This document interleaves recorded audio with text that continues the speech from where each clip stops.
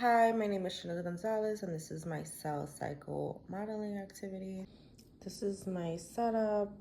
The red outline is the cell membrane, the green is the nucleus, and I chose Skittles to represent the chromosome pair, red for one, green for the other, so it's easy to track. This is the G1 phase, the first gap phase of interphase. The cell is growing and doing its normal function inside the nucleus. You can see the 4 chromosomes, and they're loose. DNA hasn't replicated yet, so I have 2 red, 2 green. The cell is diploid, meaning that it has 2 copies of each chromosomes, one from the mom, one from the dad. G1 is important because the cell needs to grow large enough before it can divide. Now we're in S phase, the synthesis phase. This is when the DNA replication occurs. Each chromosome makes an exact copy of itself. I added 2 duplicate Skittles. They're taped with tape together. The tape represents the centromere, which holds 2 identical copies together. These are now called sister chromatids. After replication, every chromosome looks like 2 copies joined at the centromere. I never know how to pronounce that word. So there's 4 chromosomes in total, 2 red, 2 green. Yeah. Okay, I forgot to record what the 2 grapes represent. At first they were here and the green wasn't crossed out. So basically with the green line just intact and the 2 tomatoes on this side, that was the G2 phase of the gap. Definitely, like, the DNA replication is done, it's still there. The cell is making final preparations. Also, the chromosomes are still inside, and the 2 grapes represent the centrosomes, which help organize, like, them kind of mutating and help organize the fibers during mitosis, which will, basically, it's the last checkpoint. Now we'll move, like, the grapes to the side, and basically what's happening now is prophase. This is the first stage in mitosis. 2 major things happen. This is scribbled out because the nucleus envelope breaks down, so you can see I scribbled it out to show it kind of dissolving. And then second, the chromosomes coincide from loose chromosome to tight compact chromosomes. The grapes have moved to the opposite sides. Well, not the grapes, sorry, the tomatoes, because I was gonna use grapes at first. The tomatoes have moved, and then they will build the spindlephiles that pull the chromosomes apart. Okay, this is metaphase. At this stage, all 4 chromosome pairs are lined up straight in the middle of the cell at the metaphase plate or the equator.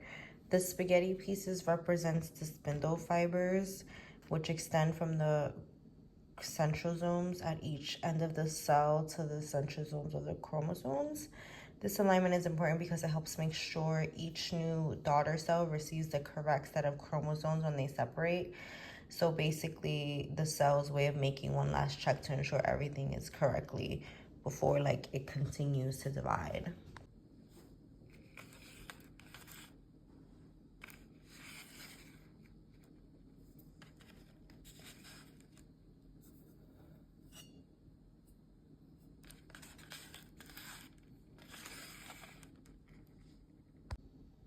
What I just showed is the anaphase. So what happened, the splendid fibers shorten and pull their sister chromosomes apart. I used the rib tape to show the centromeres separating more towards the opposite sides of the cell. Once they separate, each chromatide is considered its own chromosome. So you can see each side gets 2 red and 2 green. That's important for each future daughter cell. Needs the complete set of chromosomes to remain healthy. To remain a healthy diploid cell, this is the stage where their chromosomes are actually divided between the 2 new cells. Okay, this is now telophase. At this point, the chromosomes have reached opposite ends of the cell, and a new nucleus, I've drawn a new nucleus around each of the pairs, around each set. Each nucleus contains 2 red, 2 green chromosomes, which means Each new cell has a complete diploid set. The chromosomes also begin to uncoil and return to their normal chromatin form. So this is basically the stage where the cell starts putting everything back together after the chromosomes have separated.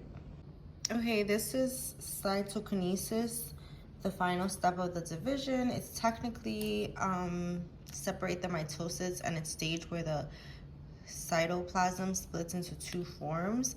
I drew a line to separate each half. Each daughter cell now has like its own nucleus, like I drew, containing a complete diploid set of chromosomes. And the end result is two genetically identical daughter cells reproduced from one origin cell. At this point, everything is complete. Okay, now I'm gonna demonstrate like an abnormal mitosis called non-disinjunction. So this happens when the sister chromatids don't separate properly during the anaphase because the spindle fibers fail to pull them apart correctly. So initially what will happen is it would be like two of these, and then one of the greens. So you see it's like not separated properly. It's supposed to be even. As a result, like one daughter ends up with 3 chromosomes and the other ends up with only 1 chromosome. This is called aneuploid, which means the cell has an abnormal number of chromosomes. So that can lead to Down syndrome instead of having the usual 2. Non-disinjunction shows how important accurate chromosome separation is during the cell division because even a small mistake can lead to like significant biological effects. So that's kind of what would happen.